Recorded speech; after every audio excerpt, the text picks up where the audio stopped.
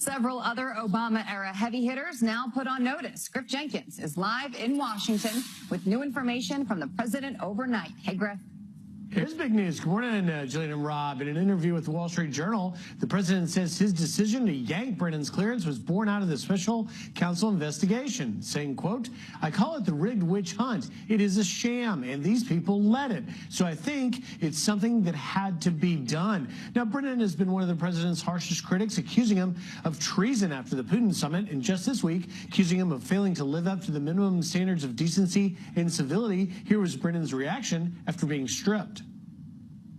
I do believe that Mr. Trump decided to take this action, as he's done with others, to try to intimidate and suppress any criticism of him or his administration. And revoking my security clearances is his way of trying to get back at me.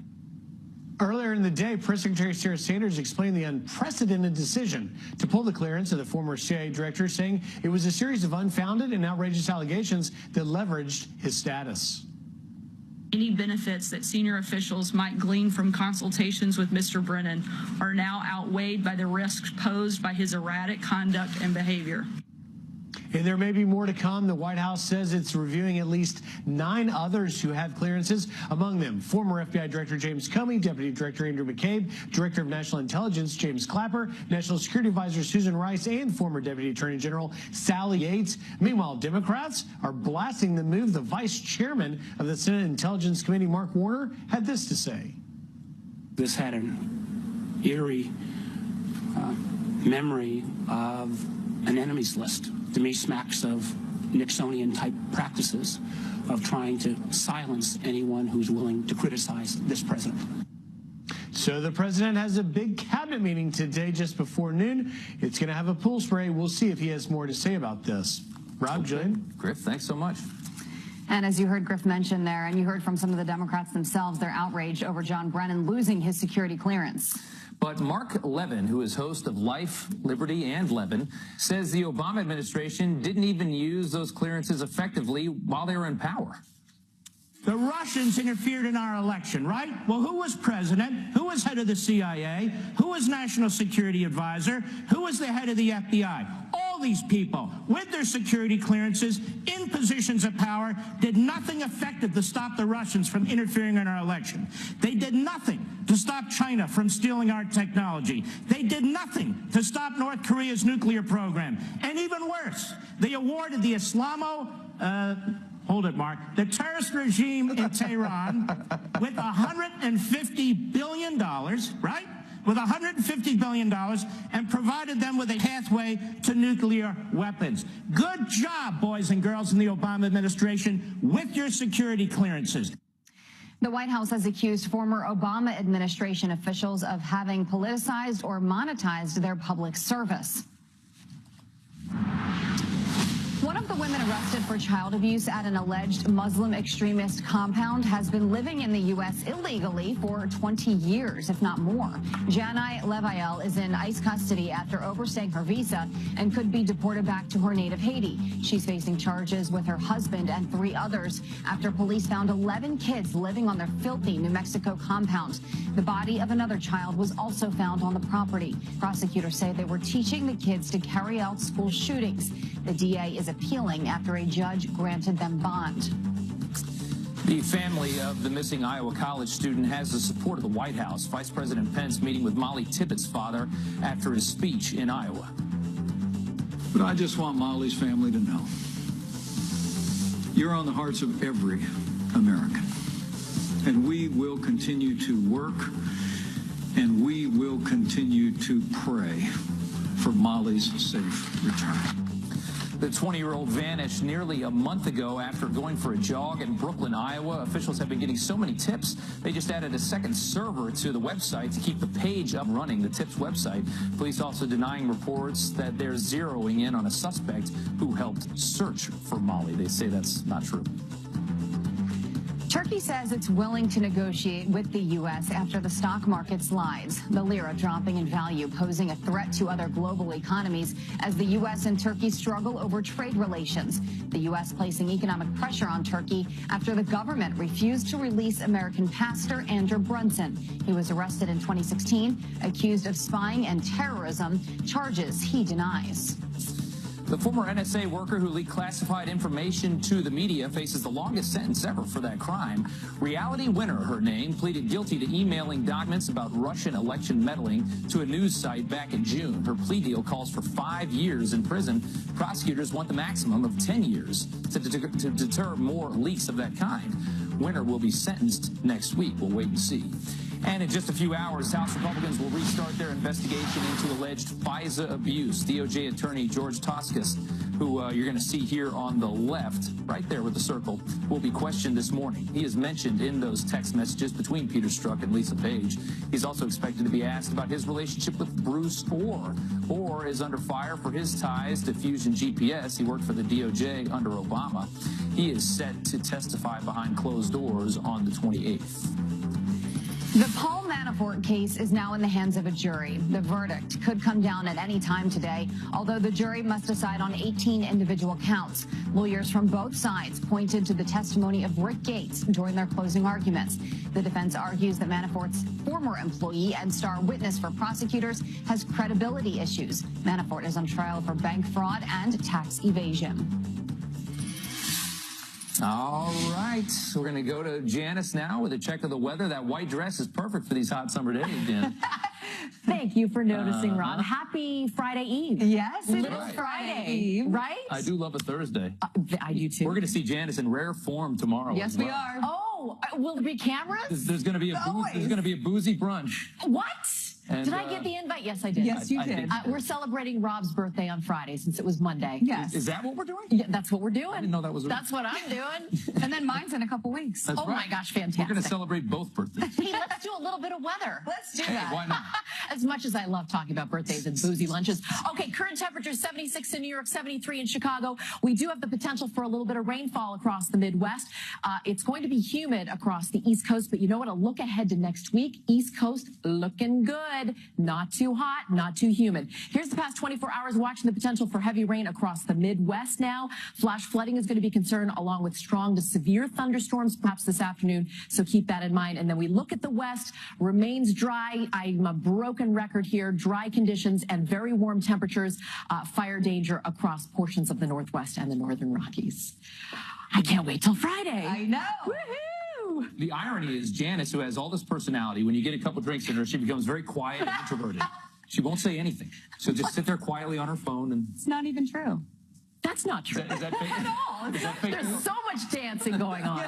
Thank you. Somebody bring a camera. Oh, we'll have that. Don't you worry. Don't See worry. you later. All right, a Fox News alert now. Al-Qaeda making a chilling comeback. The UN revealing bin Laden's son is emerging as the terror group's new kingpin. Our next guest, Aaron Cohen, has hunted the worst of the worst. His warning about why the terror group is more ambitious than ever.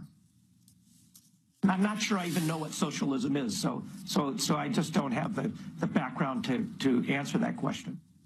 All right, she just became a gubernatorial nominee for a major political party, but she can't define socialism. So it was an awkward moment, and it got more bizarre. We're going to show it to you coming up. Lose my mind. You make me crazy.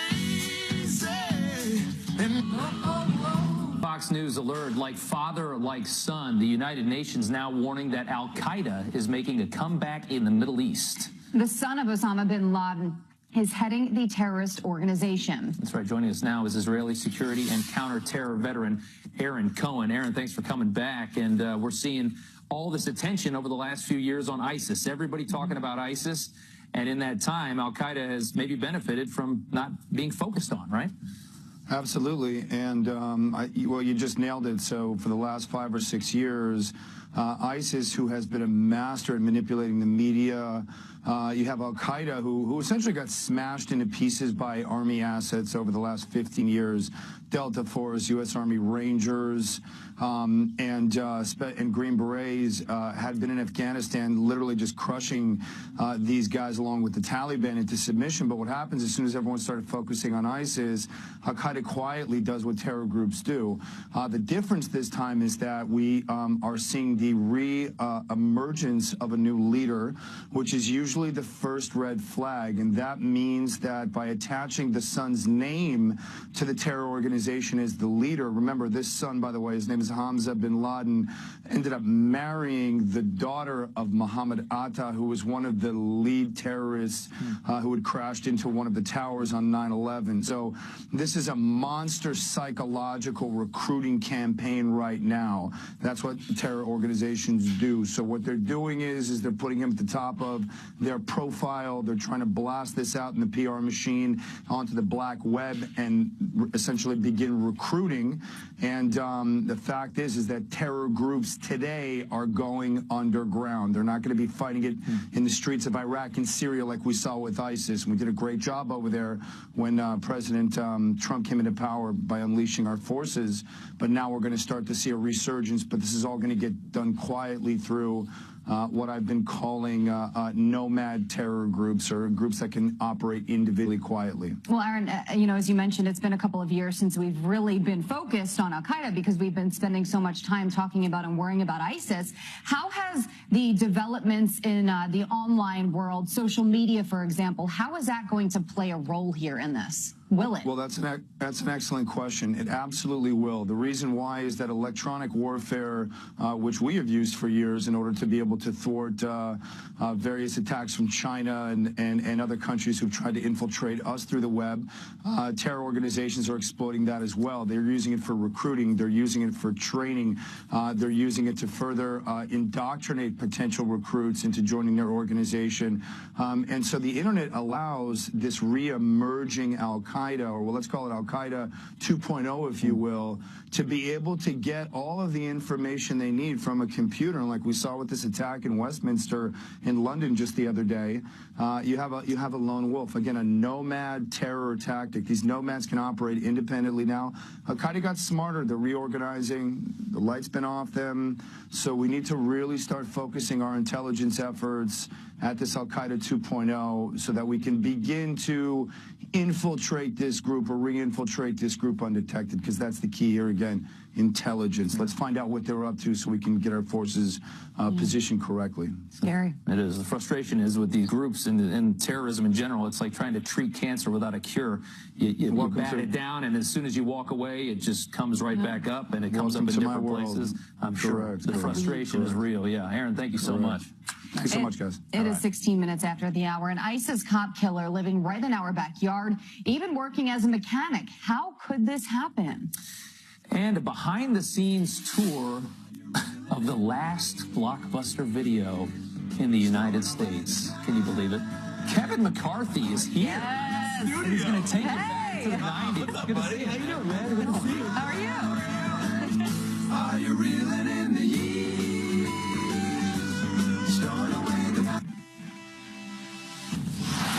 Good morning and welcome back. Happening right now, news groups nationwide firing back at President Trump for his attacks against the media. The Boston Globe organizing nearly 350 outlets to stand up to what they call a, quote, dirty war against the free press. The Globe's editorial says journalists are not the enemy. The New York Times, Philadelphia Inquirer, Chicago Sun-Times, and Miami Herald all posting their own versions overnight. No comment yet from the White House, although I'm sure we'll hear something. Yeah, today is the big day for that. Another editorial, though, taking aim at a top politician, another top politician. This time it's Nancy Pelosi, the Sacramento Bee, putting out the headline, Dear Nancy Pelosi, it's not about you, it's about your party and country. Forget being speaker. Pretty bold.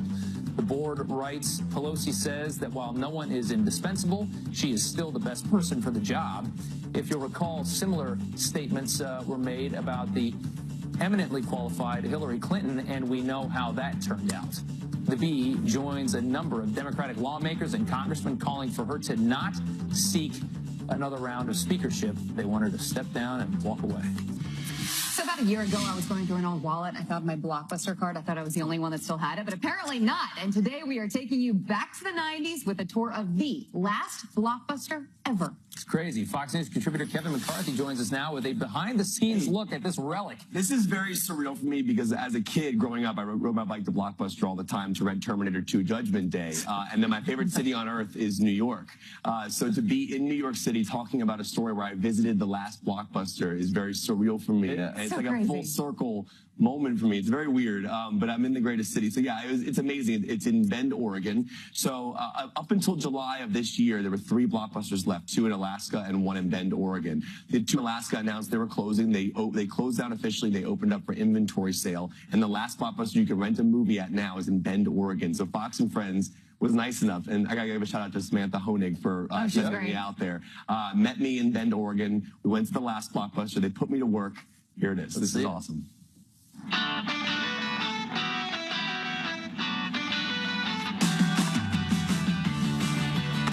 Okay, this is amazing. Hi. I'm in Blockbuster. Has it been a while since you've been here? I have some older films I wanted to return, The Sandlot and True Romance. I'm not sure how the late fees will be. We'll check them in and see how bad it is. Welcome back in the store, though. How about a t-shirt? That would be amazing. When I walked in here for the first time, it was genuinely a flashback to my childhood. I was a kid riding my bike to Blockbuster every single day. I had a red Schwinn bike, a red Terminator 2 or whatever movie I wanted to see, and I would go home and watch it. Blockbuster was a second home to me. Thanks for waiting, guys. I mean, this is amazing that people are still renting films this much.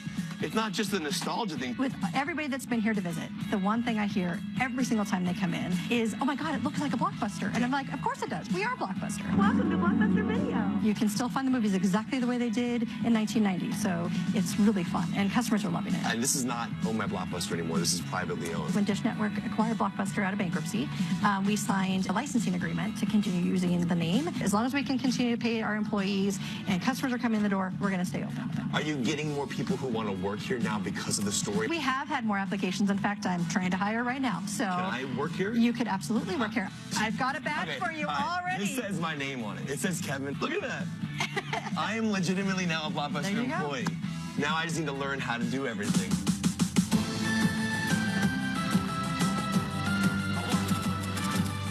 They're putting me to work here. Genuinely putting me to work. First try. So is this normal for like a Monday morning? I expect a paycheck.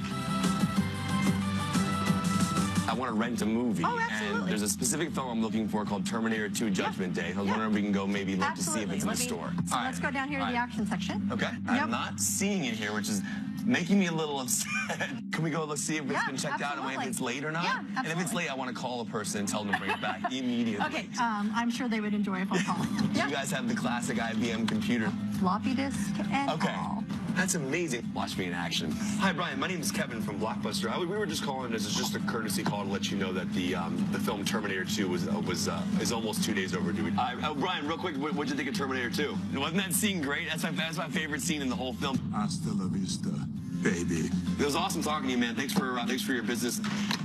That was legit. It's unbelievable. I want to meet this guy now. Yeah, it was me, man. I just talked to you a second ago. Kevin, right? Yeah, this was not planned. It's not planned. You just happened to be dropping it off. Show the movie. You brought back Terminator 2. This is the first movie I saw in theater with my dad, and it was the best memory of my youth. It's the main reason why I'm so into Blockbuster in general. I love coming here. Cool, man. Awesome meeting. Thanks for bringing it back, buddy. And then you would thank your customer and send them on their way. Thank you, Kevin. Thank you, Kevin. All right, now that I have Terminator 2 back in my hands and also a little film called Jaws, I am ready for my movie night. I have all my candy. Sandy, thank you so much. You're welcome. You're amazing. Hi, guys. And I gotta say this, always remember, be kind, rewind. Yeah!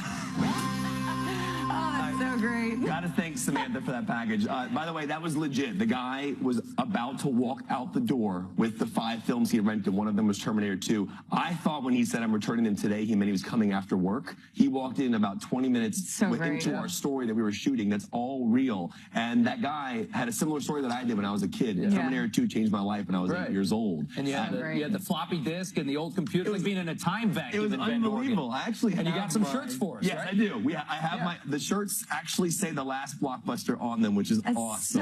So this is for you, Jillian, and for Rob. Thank you, sir. Honestly, this has been an absolute honor to be able to do this story for Fox and Friends, and thank you guys so much. No. This is like, I'm literally gonna have like tears in my eyes. We this is love crazy. you. You're the man for the job. In New York, Thanks, man. This is wild. We appreciate it. Great job. I love you guys. Thank you so much. Thank you. 26 minutes after the hour, he has raised millions to impeach President Trump. Now, liberal billionaire Tom Steyer thinks police and military members are not Americans because they hold guns. And have you heard what New York's liberal governor Andrew Cuomo thinks about America? Listen to this. We're not going to make America great again. It was never that great. Jackie Ibanez and Carly Shimkiss tag teaming it here with those stories next. That's my friend Carly.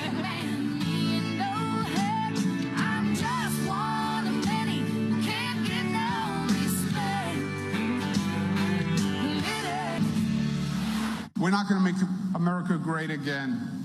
It was never that great. New York's governor and one of President Trump's nemesis, Andrew Cuomo, under fire this morning after, you heard it there, trashing the United States. Yeah, Jackie Ibanez here live with how the president is responding today. Hey, Jackie. Hey, good morning. Cuomo's comments lighting a fire under President Trump after undermining his slogan, "Make America Great Again." We're not going to make America great again. It was never that great.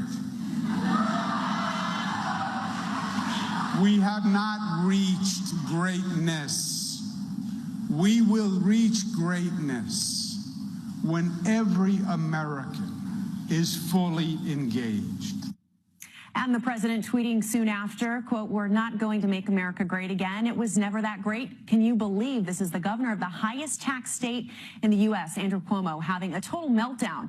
Cuomo's team walking back the comments just hours later with this statement right here. The governor believes America is great and that her greatness will be fully realized when every man, woman, and child has full equality. Cuomo himself apparently not getting the memo from his very own team, lashing out at the president, tweeting, quote, "@real Donald Trump, what you say would be great again would not be great at all. We will not go back to discrimination, segregation, sexism, isolationism, racism, or the KKK. Like New York's motto says, Excelsior, ever upward, not backward." Now, the comments could hurt the governor's chances against Democratic Socialist Cynthia Nixon in the upcoming New York primary. Cuomo was also considered a potential 2020 candidate for the White House. The Republican candidate for Cuomo's seat, Mark Molinaro, will react live on Fox and Friends just a little bit later this morning, so stay tuned for that. Jillian? We will be watching. Thank you, Jackie. Yep.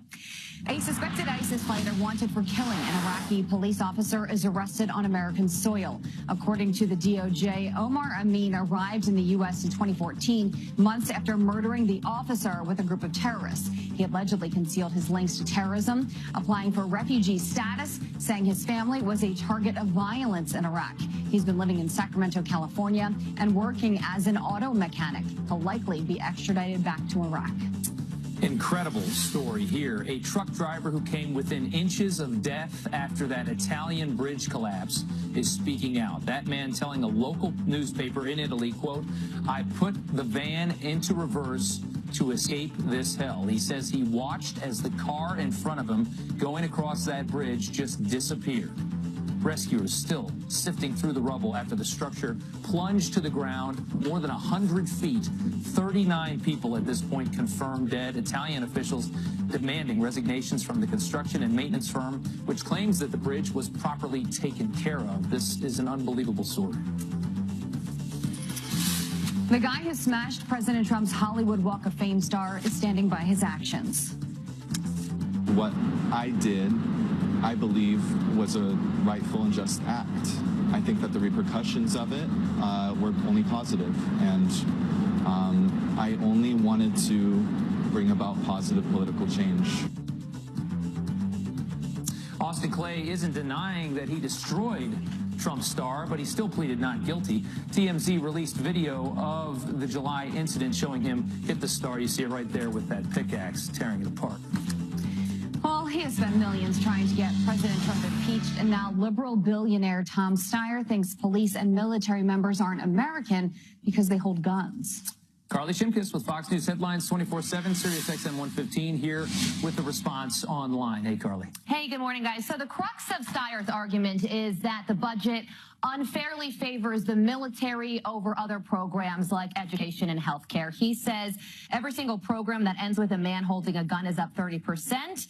And that is not how America is going to prosper. Now, if that sounds kind of like a stump speech, well, you're right, because he says that he is not ruling out running against President Trump in 2020. Anne on Twitter thinks that the government should be pumping money into the military. She says, Tom Steyer, it's called protection, and I am pretty sure you want protection for everything you have prospered from. He is a billionaire. And Christopher says, how does he think this country was founded by people with pens? Interesting commentary there. Interesting. So this story's been getting a lot of play here. An 11-year-old girl kneels during the national anthem. Yeah, that's right. We've seen it, of course, on the sidelines, but now it's happening in our schools. An 11-year-old girl in Maryland knelt during the national anthem, or rather, I'm sorry, the Pledge of Allegiance in her classroom. It is in my rights that I am allowed to kneel. Students are allowed to take stands as long as it's not disruptive. I feel that my confrontation was more disruptive than kneeling itself. So Mariana Taylor was speaking at a school board meeting there. She says that a teacher told her that she was violating school rules and she left her classroom in tears. Hillary Clinton saw a video of her speaking, retweeted it, and also supported her, saying it takes courage to exercise your right to protect injustice, especially when you're 11. Keep up the good work, Mariana. Well, of course, this is a highly political issue and emotional issue. Ryan on Twitter says it's disrespectful to kneel for the Pledge of Allegiance or national anthem. Another Twitter user, Brian, says that's just great. Encourage our young kids to disrespect the flag. Another Twitter, though, supporting her, saying, I think she can do whatever she thinks is right if she's not harming anyone. So a big debate over this 11-year-old girl. And this Colorado baker we've covered so much with his Supreme Court victory now back in the news. Yeah, back in the news because he is suing the state of Colorado, claiming it is trying to punish him for his religious beliefs. Take a listen. Feels like being targeted. Colorado Civil Rights Commission is coming after me again after the United States Supreme Court has told them that they were hostile to my faith and that they can't do that. And yet here we are again, the same situation. All right, so the new suit, the new legal battle stems from a request he got to make a cake for a customer celebrating their transition from male to female. He claims that the customer asked him to make that cake to put him in an uncomfortable position, and he is seeking $100,000 for emotional stress and lost work. So back in the news, more legal battles for that cake baker, Jack Phillips. Yeah, but he's tired of all this. All right, thank you so much, Carly. We appreciate it. Thanks a lot. It is 37 minutes after the hour. One day, over 100 overdoses, dozens of people hospitalized after taking a synthetic drug. Yeah, this all happening in one park in Connecticut. The weirdest story. We're live in Connecticut with the brand new light being shed on the nationwide drug epidemic. It's coming up. Welcome back. An effort to generate a blue wave in Illinois falls flat. Former Vice President Joe Biden forced to cancel plans to attend the state's Democrat Day today. Biden is sick and under doctor's orders to not travel. He was scheduled to be the keynote speaker at the event to help rally up support for Democratic gubernatorial candidate J.B. Pritzker. Here's a question. What is socialism? A Democratic candidate for governor can't answer that question during an interview on CNN. Watch this. It does sound like you look more favorably, again, the labels you have an issue with, on the ideas behind socialism. Well, yes, and I'm not sure I even know what socialism is, so I just don't have the background to answer that question. Christine Hallquist won Vermont's primary election this week, becoming the first transgender gubernatorial nominee in the U.S. Very interesting. All right. More than 70 people dropping like flies after overdosing on synthetic marijuana. This horrifying scene unfolding all at one park in Connecticut in broad daylight. It's really incredible. Kayla Mamalak from our Fox affiliate is live in New Haven with all the details. Kayla. Good morning to all of you. Yeah, sheer chaos is the way witnesses describe the scene out here. They say sirens coming from all different directions and first responders running from person to person, desperately trying to treat semi-conscious drug users. Now, within a 24-hour span, nearly 80 people overdosed in the city of New Haven. Authorities say they suspect it was a bad batch of K2, possibly laced with other hard drugs like opioids. Now, the first overdoses were reported around 8 p.m. on Tuesday on the New Haven Green. That's where we are right now. It's a park right in the shadow of Yale's old campus. Now, the park quickly became a violent scene of mass overdoses, and by Wednesday morning, police say they were notified of several other overdoses, not only in the park, but all over the city of New Haven. Now, as of 10 p.m. last night, the number of overdoses clocked in at 76 people. City officials say at least 2 people had life-threatening symptoms, but luckily there were no deaths. Now, New Haven police also arrested 2 men on Wednesday who they believe are connected to these overdoses. Both men were in possession of K2 at the time of the arrest and charged with drug possession. Now, a little bit of background about the park we are at right now is that a little over a month ago on July 4th weekend, there was another case of overdoses out here. About 14 people overdosed on what was then also believed to be K2. There were no deaths in that case, and most of them, again, taking place right here in this park. That is the very latest here live in New Haven, Connecticut this morning. I'll send things back to you guys in the studio. Kayla, is it normally a park where it's families, people out enjoying lunch? Like, what is the park normally like? You know, it's an interesting question because it is right in the shadows of Yale's college campus. So the question really is now is how are there so many drug users? And you can just look behind me here. It's a quaint, beautiful park. Looks like a place where families could come. Looks where college summer where there was a mass case of overdoses out here. It boggles the mind. It's so bizarre. A beautiful park like that. I can't imagine what that looked like. Kayla, thank you so much. All right, let's check in with Steve Ducey, see what's coming up next. Hey, Steve.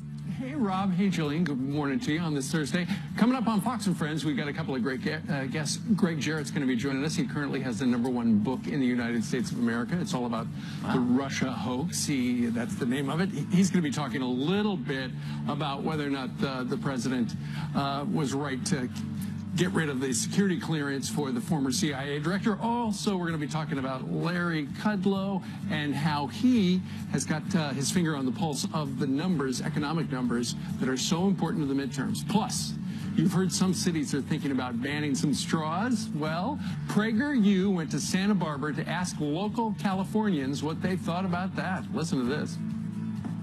Do you think we should ban plastic straws? I do. Why do you think that?